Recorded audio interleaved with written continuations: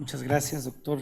Y es que es un honor que me haya invitado a un foro tan distinguido con pensadores de tanto impacto, de tanta trascendencia, que tienen esa lucidez para discutir un tema como el que nos ocupa el día de hoy, donde hablamos acerca del oscurantismo posmoderno. Y yo quiero referirme al concepto de la medicina científica en el contexto de una condición posmoderna o en el contexto de una época donde el posmodernismo, como una corriente en las artes, en las humanidades, en el pensamiento también, pues transforma de alguna forma la jugada del pensamiento en el campo de la medicina. Yo de ninguna forma soy filósofo ni nada que se le parezca, pero leí con mucha curiosidad algunos de estos textos que ustedes seguramente también conocen: La condición posmoderna de Lyotard, El discurso filosófico de la modernidad de Habermas, quien ya fue referido hace un momento, y por supuesto el libro de Jameson, El posmodernismo o la lógica cultural del capitalismo tardío. Este otro, Contingencia, ironía y posmodernidad, de Richard Rorty. Todos ellos me parece que van delineando algunos de los principios de este pensamiento posmoderno, que es desde luego, bueno, yo lo caracterizaría como un movimiento en el pensamiento filosófico, pero también en el pensamiento de las artes, en el pensamiento de las humanidades, pero en todo caso un pensamiento muy heterogéneo y multiforme.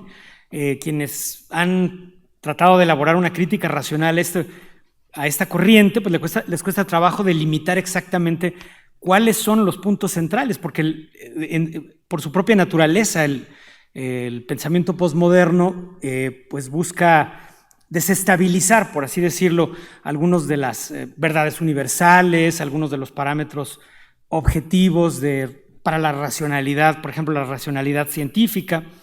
Entonces es interesante, por ejemplo, el caso de Rorty, ¿no? Contingencia, ironía y posmodernidad y solidaridad. Él plantea que uno de los elementos esenciales del pensamiento posmoderno es esta actitud irónica, una actitud irónica frente a las verdades universales o a la búsqueda de estas verdades.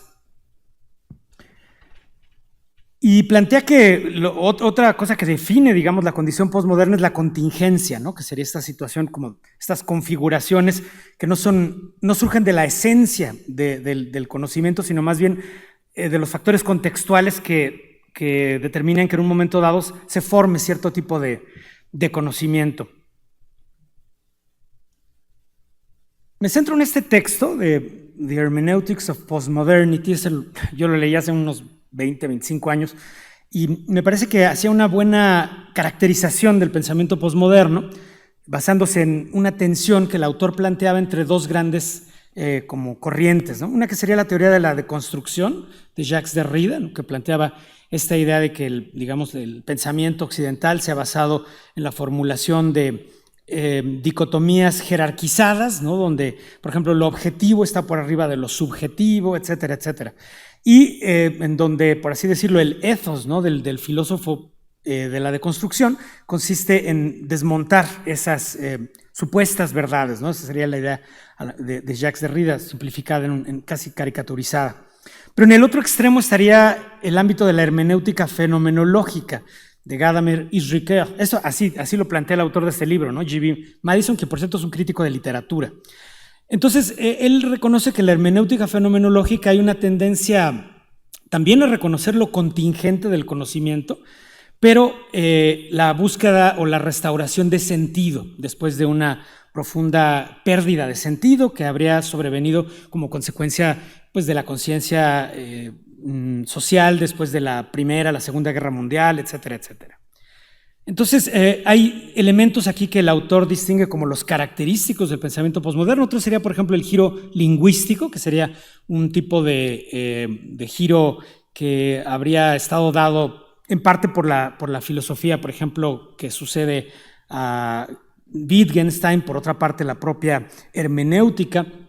Pero en todo ello habría quizá un elemento común que sería lo que el autor caracteriza como el rechazo de las metafísicas logocéntricas de la presencia. ¿Qué quiere decir esto para el autor? Significa que desde su punto de vista el pensamiento occidental, por ejemplo, la ciencia, tiene como elemento común la búsqueda de un sistema de conocimiento centrado en algo que le dé certeza, que podría ser, por ejemplo, la objetividad científica. Aquí pongo un ejemplo donde se pone a lo mejor en discusión estos puntos.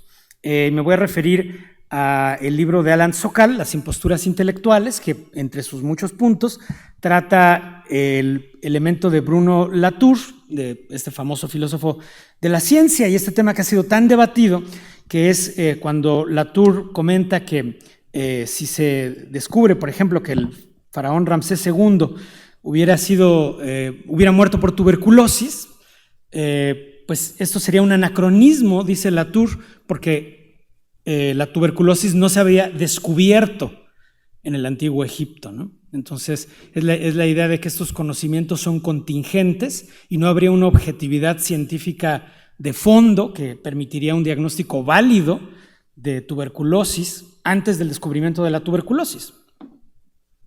Esto, por supuesto, ha sido ampliamente criticado en este libro por Alan Sokal, pero por otros pensadores como Mario Bunge, ¿no? que pone muchas veces de ejemplo a Bruno Latour como exponente de estas corrientes, digamos, posmodernas, por llamarle de una forma, pero que sobre todo busca una especie de relativismo anticientífico. Y en lo personal, pienso que parte de esta corriente de pensamiento a la que yo quiero criticar el día de hoy, y que no es todo, desde luego no es todo el pensamiento posmoderno, es una parte de él, tiene mucho que ver con el principio que se atribuye frecuentemente a Michel Foucault, y que a su vez él lo toma de Friedrich Nietzsche, que es la afirmación de que no existen los hechos, solo las interpretaciones. Para mí, a lo mejor, si yo tuviera que hacer una crítica a una tesis en particular posmoderna, sería a esa tesis, la idea de que no existen hechos, sino solo interpretaciones. Daniel Dennett critica el impacto del posmodernismo en las humanidades, pero lo extiende también al ámbito de las ciencias y la tecnología y la sociedad contemporánea en su conjunto, caracterizándolo entonces como productor de conversaciones en las que nadie se equivoca y nada puede ser confirmado, solo afirmado con el estilo que se pueda desplegar. Es decir, esta es la idea de que este ámbito del pensamiento posmoderno se caracterizaría como una especie de retórica, sobre todo un ejercicio retórico, en donde puedes persuadir al otro, pero en última instancia no hay un elemento último que nos permitiría saber quién tiene la razón dentro de estos debates, ¿no? Y en este sentido, bueno, por supuesto, Daniel Dennett o Mario Bunge, para citar un par de pensadores que he venido mencionando, sí suscribirían el principio de la objetividad científica, ¿no? Y la objetividad científica, que ha sido fuertemente caricaturizada en el pensamiento posmoderno, pues en mi opinión puede defenderse con una tesis que aparece en la enciclopedia de Stanford de filosofía, y donde simplemente se caracteriza la objetividad científica como la fidelidad con los hechos.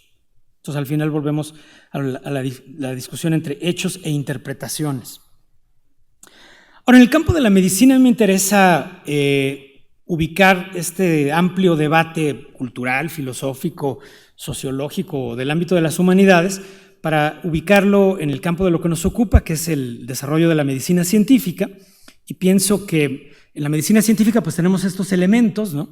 Hay individuos con problemas clínicos, estos no son inventados por la medicina académica, ¿no? Estas personas buscan atención, hay una práctica clínica y quirúrgica que los atiende, hay una educación médica que proviene de tradiciones médicas diversas, ya sean tradiciones orientales, occidentales, tradiciones científicas, la tradición, por ejemplo, de la homeopatía. Y parte de la crítica posmoderna digamos, a la racionalidad médica consiste en reconocer que estas tradiciones médicas son influibles por la cultura, por la economía, por la política. Eso me parece una tesis completamente pertinente, ¿no? O sea, desde luego que las tradiciones médicas son influibles por la economía, la cultura, la política. Y agregué aquí un elemento que sería el campo de las humanidades médicas, que sería un campo dentro de la propia medicina que puede elaborar este tipo de debates, que puede elaborar una filosofía y una historia de la medicina, que puede generar un debate en torno a los principios éticos involucrados en la medicina, pero me parece central reconocer el valor de las ciencias clínico-epidemiológicas como el fundamento que hace la diferencia en la historia de la medicina científica, y en forma más reciente, digamos, el desarrollo de las ciencias básicas y de las ciencias médicas como articuladoras o integradoras de los conocimientos que provienen de las ciencias básicas, de las ciencias clínicas epidemiológicas, y entonces esto nos permite elaborar un sistema de conocimiento en el que, desde luego, siguen existiendo influencias culturales, económicas y políticas a las tradiciones médicas, pero por lo menos tenemos un sistema de conocimiento basado en la objetividad científica. Ahora, otro ángulo de la crítica posmoderna a la racionalidad científica de la medicina, o racionalidad científica y tecnológica de la medicina, se refiere a que, desde luego que la medicina científica se apoya fuertemente en una perspectiva en tercera persona, que es la que busca la objetividad, y la crítica que se hace frecuentemente es que olvida la perspectiva en primera persona y la perspectiva en segunda persona, es decir, una perspectiva que atiende a la subjetividad y que atiende también al nivel intersubjetivo o dialógico de la experiencia humana. Para finalizar, yo pienso que en una medicina científica contemporánea puede haber aprendido, digamos, de esta crítica que ha sido hecha desde el ámbito de la filosofía de la medicina, la filosofía de la ciencia y también incluso del pensamiento posmoderno, y sería el reconocimiento de la dimensión subjetiva de la experiencia en la clínica, el reconocimiento de esa dimensión fenomenológica y de las múltiples posibilidades de formación de sentido a través de las múltiples corrientes hermenéuticas de las que disponemos, algunas que provienen del propio campo de la medicina y otros que provienen más bien de otras corrientes sociales y demás. Pensamos ahora en movimientos como, por supuesto, los debates en el campo de la filosofía en torno al género, en torno a todos los problemas de clasismo, racismo, etcétera. Es decir, todos estos debates generan campos que permiten articular formas muy diversas de interpretación de la experiencia subjetiva. Y yo creo que esto le da riqueza semántica y riqueza hermenéutica a nuestra cultura. Yo no rechazaría nada de eso. Creo que la medicina puede incorporarlo completamente. Sin embargo, pienso que la medicina científica necesita conservar estos principios de objetividad para pasar desde un esquema como el que se discute frecuentemente en el pensamiento posmoderno. Según el pensamiento posmoderno, cuando hace una crítica a la racionalidad médica, diría que existe una medicina occidental y por contraposición existe a lo mejor unas medicinas alternativas como la homeopatía, como las medicinas orientales, las medicinas tradicionales en México, etcétera, ¿no? El tipo de caracterización que yo haría más bien es que tenemos una medicina científica que se produce en China, se produce en México, se produce en Perú, se produce en Estados Unidos, se produce en Europa, se produce en Rusia, y en cada uno de estos lugares hay medicinas tradicionales. Por ejemplo, la homeopatía, por así decirlo, sería una medicina occidental, pero no es una medicina científica, ¿no? Entonces creo que necesitamos recuperar ese principio. Y esto puede finalmente ya articularse con esta doble figura que aquí propongo, ¿no? Que la medicina científica tiene que conservar la fortaleza del abordaje nomotético, que se basa en el diagnóstico y en la búsqueda de conocimientos generales para poder interpretar los casos particulares, pero también el abordaje ideográfico que nos permite regresar desde los conocimientos generales hacia los casos particulares, ¿no? Y que sería sobre todo la figura que se mencionó previamente, es decir, la figura del pensamiento fronético, la frónesis clínica, que busca el conocimiento personalizado del paciente mediante la deliberación prudente. Muchas gracias.